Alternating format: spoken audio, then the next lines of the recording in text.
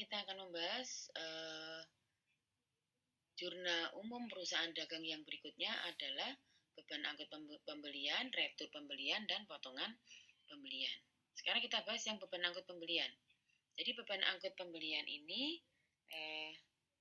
adalah beban atau akun yang timbul karena adanya beban angkut atau biaya angkut yang dilakukan karena transaksi pembelian barang dagangan.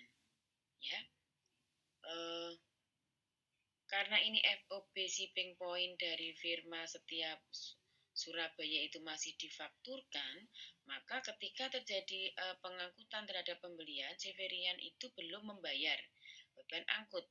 Maka pengaruh analisisnya adalah beban angkut pembelian bertambah di sebelah debit, ya masih ingat ya, beban bertambah di sebelah debit.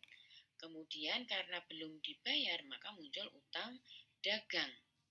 Ya, kalau di perusahaan jasa itu namanya akun adalah utang usaha, kalau di perusahaan dagang adalah utang dagang. Ya, tetapi jika beban angkut pembelian itu misalkan oleh Severian sudah dilakukan pembayaran, maka jurnalnya bisa berubah berbunyi beban angkut pembelian 300.000 di sebelah debit, kemudian pengaruh yang lainnya adalah kasnya berkurang di sebelah kredit.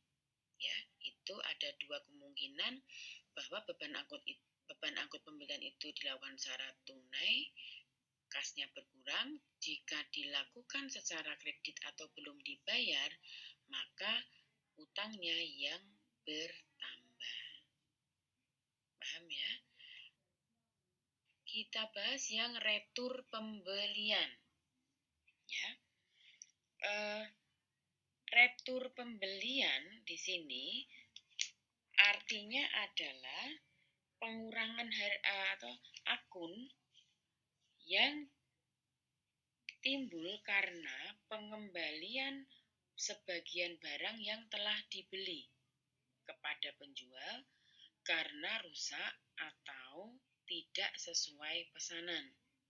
Ya, jadi retur itu adalah pengembalian barang yang telah dibeli karena barang rusak atau tidak sesuai pesanan. Nah, sebagai ilustrasi contoh soal, pada tanggal 20 Januari, Severian mengembalikan barang yang telah dibeli dari firma Jujur seharga Rp400.000 karena rusak dengan bukti nota kredit sebesar nomor 021. Nah, bagi Severian sebelumnya, jadi kenapa ini ada retur? Pada transaksi sebelumnya terjadi transaksi pembelian barang dagangan secara kredit. Ya, jadi transaksi tanggal 20 ini sebetulnya sebelumnya itu ada transaksi yang memengaruhi. Jadi pada sebelum tanggal 20 Januari terjadi transaksi pembelian barang dagangan secara kredit. Nah, karena waktu pengiriman itu mengalami kerusakan, maka barang yang sudah sampai di Severian akan dikembalikan kepada firma Jujur. Nah, ketika pembelian sebelum tanggal 20 itu dilakukan secara kredit, kan ada akun debitnya adalah pembelian, kemudian kreditnya utang. Misalkan ya, tanggal 15 misalkan Severian membeli barang dagangan secara kredit sebesar 2 juta rupiah. Ya, setelah barang sampai di gudang pembeli atau sampai di gudang Severian, ternyata ada barang yang rusak Rp400.000. Maka dari Rp400.000 itu oleh Severian akan dikembalikan kepada firma Jujur. Maka transaksinya adalah utang dagang berkurang Rp400.000 di sebelah debit, kemudian retur dibuka akun baru yaitu retur pembeliannya di sebelah kredit. Ya, paham ya ini ya? Karena yang di sini adalah terjadi transaksi pengembalian barang yang telah dibeli. Akun yang berikutnya adalah potongan pembelian. Ya.